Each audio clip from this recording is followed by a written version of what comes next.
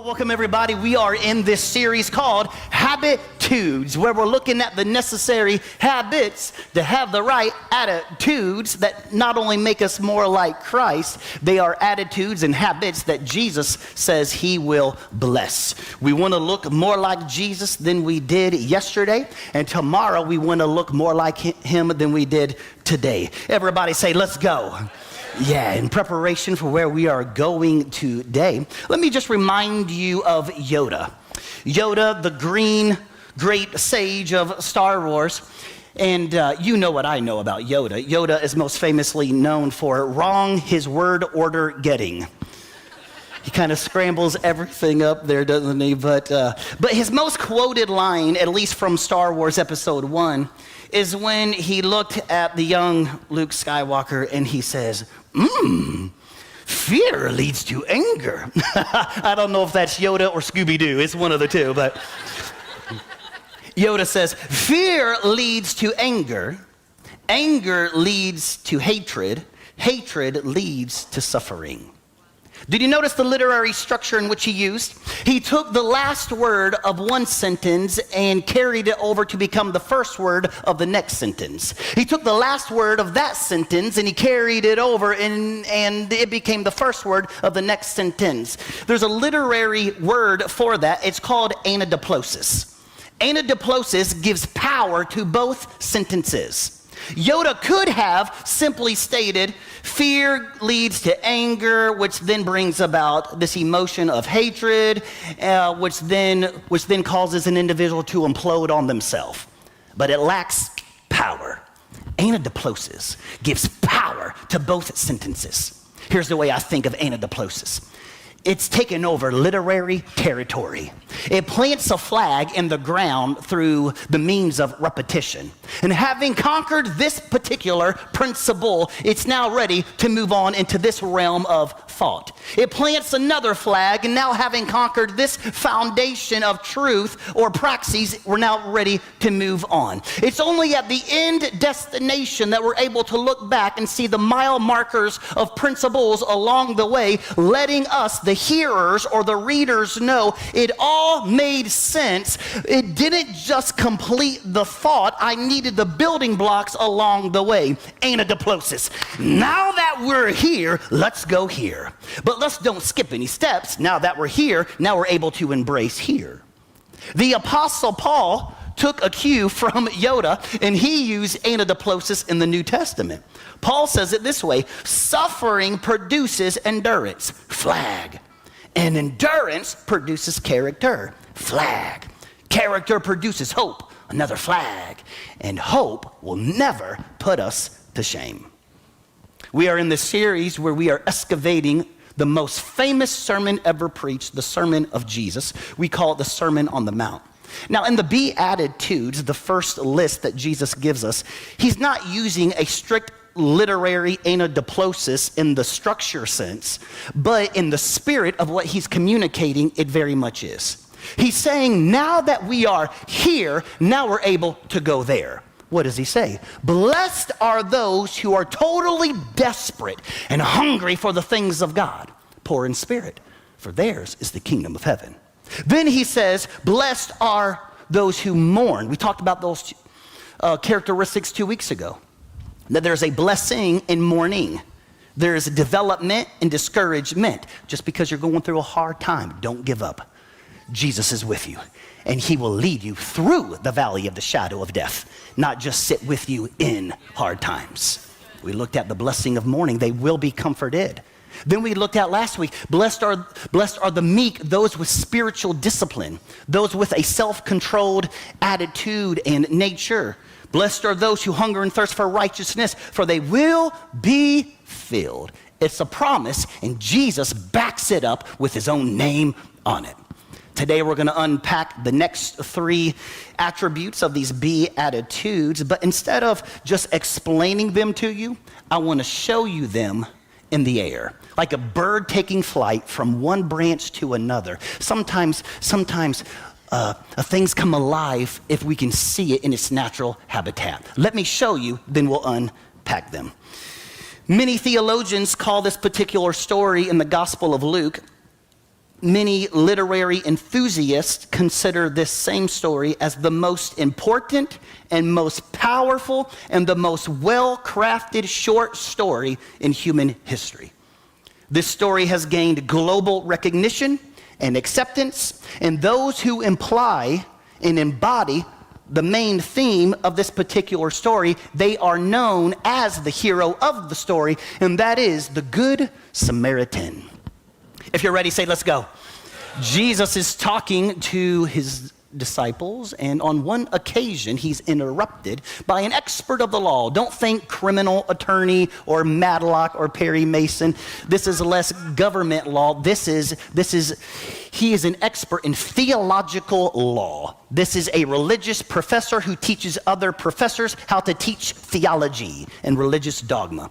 He stood up to test Jesus, and he says, Rabbi or teacher, he asked, what must I do to be saved? How do I get to heaven? I recognize that there is a world beyond this. How do I get there?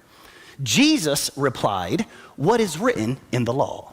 I just want to point out, Jesus didn't say, what are your thoughts, feelings, and opinions? He doesn't say, what are the thoughts, feelings, and opinions of the TikTok influencers or the YouTubers or the podcasters.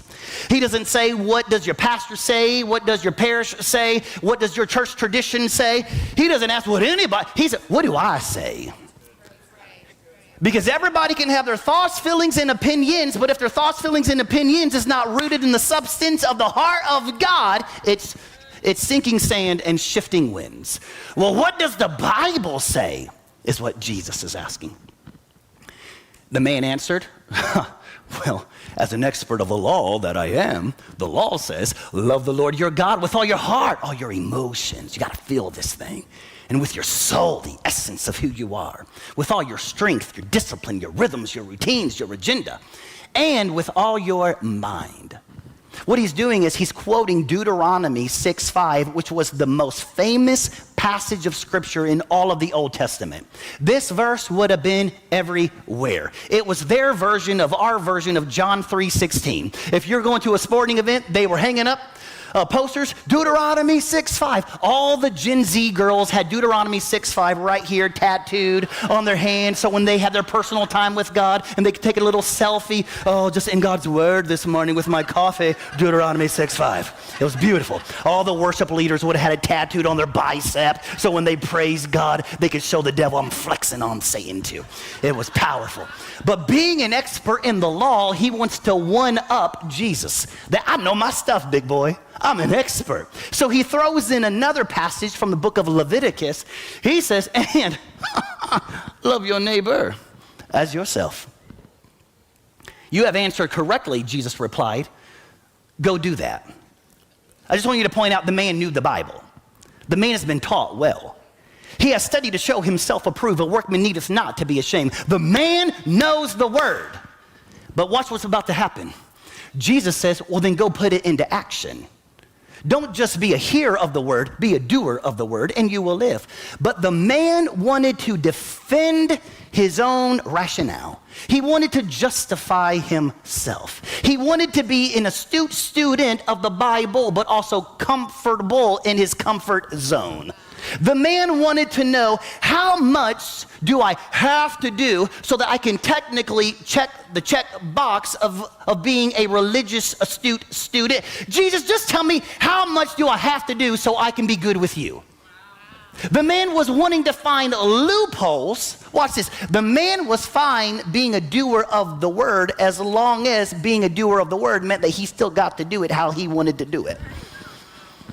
So he asked Jesus, well, who is my neighbor? We would call this narrow neighboring. I don't mind being a person of love as long as I'm extending love to people that I like.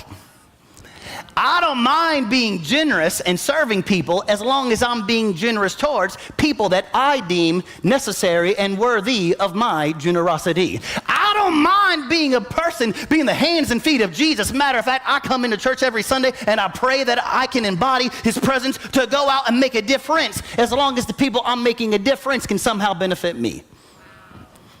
Who is my neighbor? This is narrow neighboring. Watch this. Jesus, tell me how I can check the box of Christianity without being forced to expand my love to people that I don't want to give it to. Jesus, tell me how I can limit my compassion to only people that I like. Are you ready for it? Can we get really real? Come on, it's just me and you and our eternity. Okay, watch this. I'm about to ruin your lunch plans. I'm sorry, but we're about to blow it up in here. Jesus, does my neighbor have a Trump sign or a Harris sign out in front of their house? Jesus, who is my neighbor? Jesus, does my neighbor share my cultural experiences? Jesus, does my neighbor share my racial experiences? Jesus, does my neighbor share the same religious beliefs and theological dogma as I do? Jesus, is my neighbor look like me, talk like me, sound like me, and believe like me? Jesus, I don't mind being a neighbor as long as my neighbor looks like identical twins to me. Which then brings the question, are we actually being a neighbor, or are we self-feeding ourselves through the acts of his compassion? Notice this. Notice how the lawyer, in his questioning, who is my neighbor, he's actually trying to divert the attention onto what kind of neighbor his neighbor ought to be, should be, could be, without accepting the responsibility of being neighborly himself. Jesus isn't saying that we ought to accept everything our neighbor does as biblical or even righteous. What Jesus is about to teach us is that being neighborly has less to do with who our neighbor is than it does with the spirit that we carry into the neighborhood. So in response to the question, who is my narrow neighboring, whom I'm allowed to show love to and still be considered a Christian, Jesus is going to tell a story so the man comes to his own conclusion. He's going to put the man in the text. He's going to put the individual in the narrative. Are you ready? In reply, Jesus said, a man was going down from Jerusalem to Jericho when he was attacked by robbers. So already we know that this took place on Winchester Avenue right out here on the back of the church headed this direction. They stripped him of his clothes, so it's down there by the 7-Eleven, to be specific. This is where it is. I know, I'm down there all the time. They stripped him of his clothes, beat him, and they went away, leaving him half dead. Now, you know what I know. If you leave somebody half dead, over time, they're going to become whole dead. And on the outside, it's hard to tell what percentage somebody is dying on the inside. But aren't we good at determining what percentage of people need our help and what percentage we want to give? A priest, thank God, here's a good guy. A priest happened to be going down the same road when he saw the man dying, bleeding, gasping for breath. The priest passed by on the other side. Now here's where something undignified rises up on the inside of us, and we won't do it out loud, but we want to do it on the inside. Boo, boo, priest. And here's where we start talking about hypocrisy and church hurt and shame on you, priest. But in the first century world, they wouldn't have seen this as dramatic or even out of character or out of place. After all, this made sense to them. If the priest was walking from Jerusalem down to Jericho, it means that he went up to Jerusalem to be ceremonially clean. This was a big deal. Every priest during their high Jewish festival had to walk by foot all the way to Jerusalem. They would have had to wait in different lines for over a week. That every ritual, by the way, cost them significant amount of personal pain, effort, and finances. They had to be ceremonially washed, ceremonial clean. At the end of the week-long ceremonial, what am I even trying to say right now? I don't know. I was about to tell something else and I got lost. On the week-long process of being ceremonially clean, he would have had to sacrifice a heifer, which was a big deal for the atonement, right?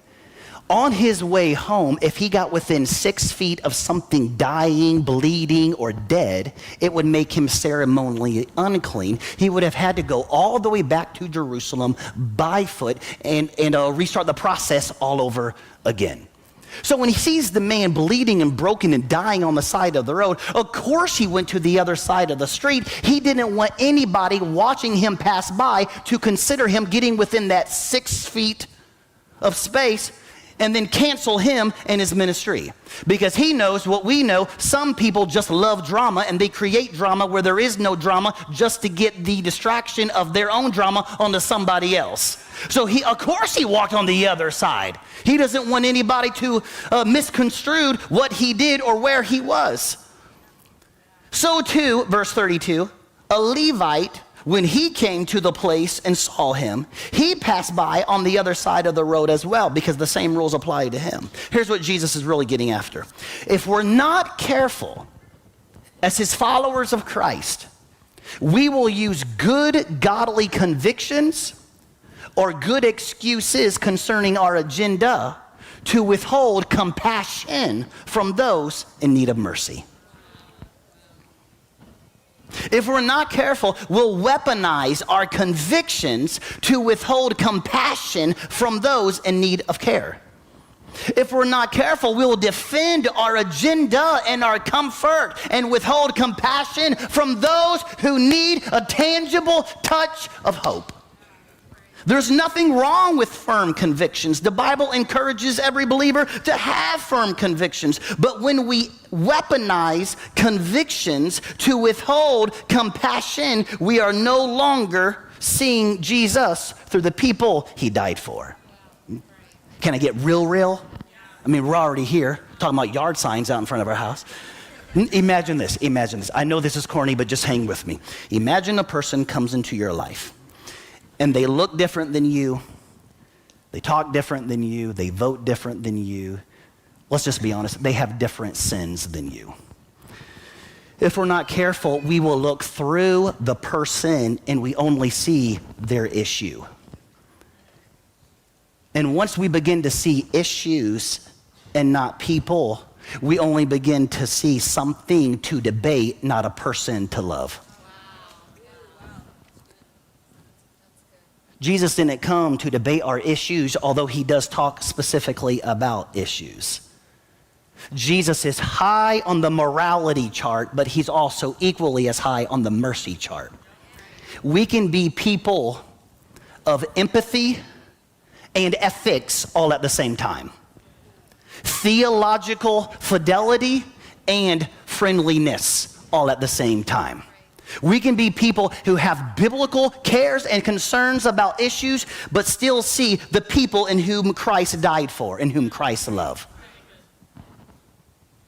So to a Levite, when he came to the place and saw him, he passed by on the other side. What Jesus is really getting at here is our next beatitude. Blessed are the merciful, for they shall receive mercy. Jesus doesn't stop with his story. He goes on in verse 33 and he says, but a Samaritan. Now, when he would have used this word, it would have been almost as if he said a cuss word to the Jews.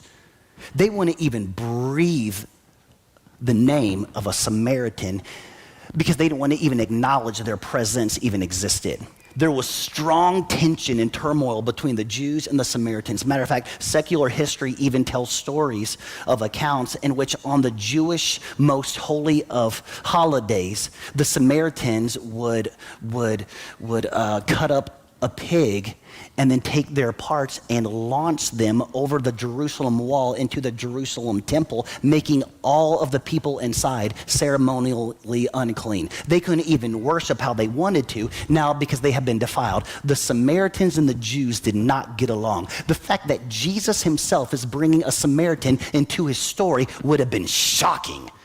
You're even acknowledging their presence? And yet it was a Samaritan. As he journeyed, came to where the man who was dying and bleeding and gasping for air, where he was. And when he saw him, he took compassion on the man. He took compassion. The Greek word here for compassion is spalagma, and it's where we get our English word for guts or bowels.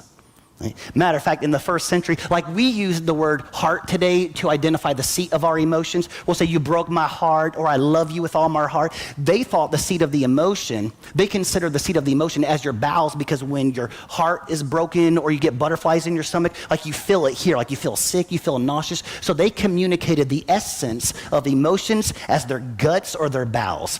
So like we would say, I love you with all my heart. They would say, I love you with all my bowels. Isn't that romantic? That is Hallmark stuff right there. Baby, you move me, baby. You move me. You make my liver quiver. Oh, baby, you got it. Like, it's just that. Watch this. Spalagma comes from the word guts and bowels because of what it also does when you say the word. Spalagma. Matter of fact, watch this. Put your hand, put it on your stomach, and now say spalagma. Yeah. See how you can't even say it without your stomach kind of going in? Spalagma. Now take your hand and put it on your neighbor's stomach. And no, just kidding. Don't do that. Don't do that. That's weird. It's weird. That's real weird. Spalagma. What's this? Compassion. You're saying it and you feel a response all at the same time. This is an automatic response to compassion. The man couldn't even help himself. It didn't just stop him in his tracks, it moved him to his core. This is the same word in Exodus 34 in which God uses to describe his people or himself as in relationship to his people. They were harassed and helpless, like sheep with no shepherd. I was moved with spalagma. I was moved with compassion. Something sucked the oxygen out of the room. I couldn't even help myself. I had to move. I had to bring aid. I had to bring care. I had to bring encouragement. I had to bring prayers. I had to bring something. I had to bring me.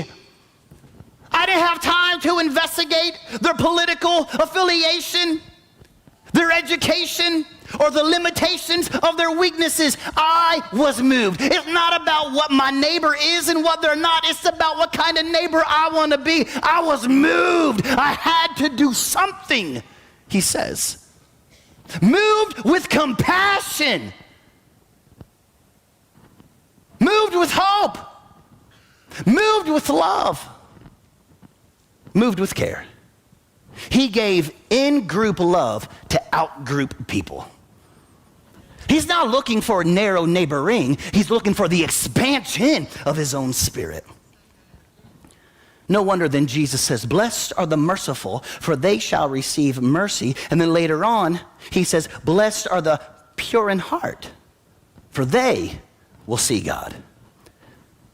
In the original context, the words pure in heart meant sincerity, no deception, no manipulation, good motives, pure motives. You know what it is? It's doing good without seeking rewards in return. It's compassion without strings attached. You're not looking to see if somebody's going to take a picture of you and post it on Instagram. You're not looking for a plaque. You're not looking for kickbacks. You're not looking for applause. It's bringing aid, help, and hope to those who are in need simply because they are in need. Blessed are the pure in heart, for they will see God. If you want to see where God is, look for the hurting and you'll find him. Look for those with open wounds, not yet scars. And there you'll see nailed, scarred hands, dirty, bloodied, helping those in need. Jesus isn't done with the story. He goes on. The Samaritan, giving in-group love to out-group people, went to the man in need and he bandaged his wounds, pouring on oil and wine. Then he put the man on his own donkey, brought him to an inn and took care of him. The next day, he took out 2 denarii and gave them to the innkeeper. So now it's costing him something financially, because where your treasure is, your heart is also. Look after him, he said, and I will return. I'm not just going to pray and then leave and forget. I got you on my mind. I'm going to pray for you and then I'm going to follow up with you. I'm not going to dump and run and delegate. We're going to see this through together. And I will reimburse you for any extra expense that you may have. it's going to cost him something. But moved with compassion, he can't help himself. Maybe this is why Jesus goes on to say in the Beatitudes, blessed are the peacemakers, for they shall be called children of God. There's plenty of people in our society with good intentions, but emotion without motion is just commotion. Sometimes as Christians, we can be really good at being emotional, crying a lot, like that's how we judge if the Holy Spirit moved or not. Oh, I had goosebumps and tears. It was a powerful sermon.